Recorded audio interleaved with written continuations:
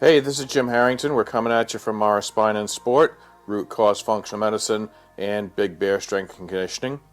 For the last almost year, Dr. Case, my best friend, my wife, our owner, has had a series talking about powerful women and talking with powerful women. And we thought it'd be kind of interesting to change it up a little bit and interview the good doctor for just a brief amount of time and see where that brings us. So, without further ado, welcome, Doc. Thank you. Good morning. Good morning. Happy to be here. So the premise of the Powerful Women series is finding that special sauce. What makes a person exceptional? You know, it's not necessarily money or political position or anything like that. It's just something inside you. Can't always be quantified, but it's there. And that's what our job is today, to find out what that special sauce looks like with the doc. So, tell us about growing up and your first experiences with maybe chiropractic and doctors in general, and did that have any impact on where you got to today? I think it definitely did. I was born in New Jersey and lived here for 7 years. Then we went to Maryland, then we went to Connecticut. From Connecticut, I've lived in Rhode Island, Massachusetts, Illinois, New York, a couple times back and forth, and then ended up right back in New Jersey. So this is definitely the state that sucks you back in. When I was young, I had a trouble with headaches, and so my mother brought me to a chiropractor when I was 6, Dr. Curtis. He's probably retired now. But he adjusted me. I was also doing like jazz, tap, ballet, so I was active at that time, and the headaches went away. So he also figured out that I had a sensitivity to chocolate. When I ate a lot of chocolate, I would get headaches. So that was my first introduction to chiropractic. And one of my loves when I was growing up was animals. So animals, I think veterinarian was probably my first word.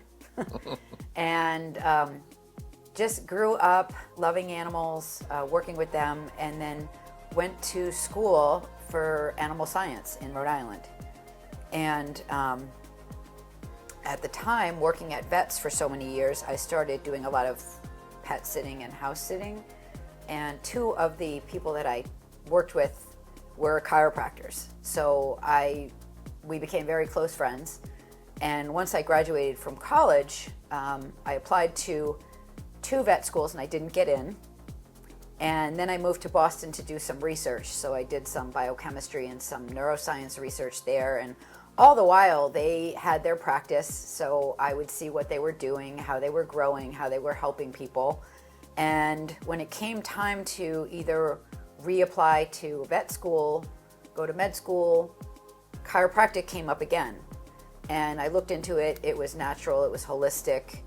It was something that I could do with people, but I could also do with animals. So at that point, I decided that I would have lots of animals, but not necessarily be their doctor. And I applied to chiropractic school, and I got in. And so that's how I ended up being a chiropractor. Okay. And you went to New York Chiropractic College, which is now Northeast. It'll always be New York Chiropractic College to me. And that's up in the Finger Lakes region. Yes. When you were there, you know, say your first few weeks there or whatever, did you ever look back and say, what the hell am I doing here? Or did it just feel right, or somewhere in between? It felt right. I really liked the environment. I liked the naturalness of it. I remember the first day we had our books, and they said, take 7 pages. And so we took 7 pages, and they said, take a piece of hair and put it under those 7 pages. And when we did that, we all thought that they were crazy, our professor. And he said, just feel that. And he goes, by the end of your 4 years here, you're going to be able to feel that hair through those 7 pieces of paper. And it's true. Once you go through school, you've touched enough spines, you've adjusted enough people, you've felt enough muscles that your hands are super sensitive. So it really gives us, it teaches you, it gives us the ability to kind of feel and sense the integrity of the musculoskeletal system. Okay. So cool. when you're at when you're at New York, was there a particular class or a couple of classes that just you loved, like you just embraced, or were they all kind of, I got to do this to get through? I loved biochemistry. I'm a scientist. It's how the body works. So that was one of my favorites. And then just anatomy. Just the body is such an incredible machine. So looking at just a vertebrae on the first day, and there's so many parts to it, and I really thought I would never be able to memorize it. And then as you go through school, you just build on that, and you learn more and more and more, and muscles and tendons, and it's incredible. So yes, so anatomy was fascinating. It was all fascinating to me. Okay. So fast forwarding many, many years, not that you're old, but many, many years, and you purchased this practice in 2018. Mm-hmm. And I think, even notwithstanding the fact that I'm married to you, I think you've done just remarkable things. But there seems to be a recurring theme of learning, of that thirst for knowledge, that quest for knowledge. What are the things that drive you? Is it you just want to be better than yourself, or are you looking to be better than anybody else out there, or something else? Oh boy, that's a loaded question.